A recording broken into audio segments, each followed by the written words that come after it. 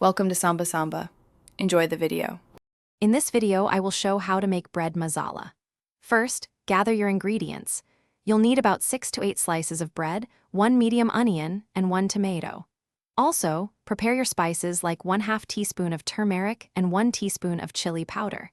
Cut the bread into 1-inch cubes and finely chop your vegetables. This preparation ensures everything cooks evenly and blends beautifully for a delicious dish. Next, let's build our flavor base.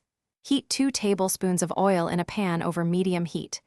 Add 1 teaspoon each of mustard seeds and cumin seeds, letting them splutter. Then, add your finely chopped onions and sauté them until they become a lovely golden brown. Finally, stir in about 1 teaspoon of ginger garlic paste for 30 seconds until fragrant, creating a wonderful aroma.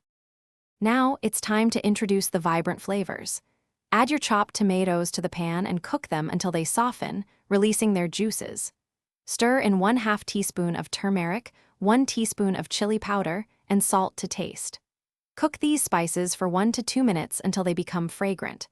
Then, gently fold in your bread cubes, ensuring each piece is well coated with the aromatic masala. To finish, sprinkle your bread masala generously with fresh coriander leaves for a burst of freshness. Give it a final gentle stir. This dish is best served hot, making it a perfect quick snack or a delightful breakfast option. For an extra zing, you can garnish it with a squeeze of fresh lemon juice. Enjoy this incredibly flavorful and easy-to-make bread masala. Thanks for watching. Consider subscribing if we helped you.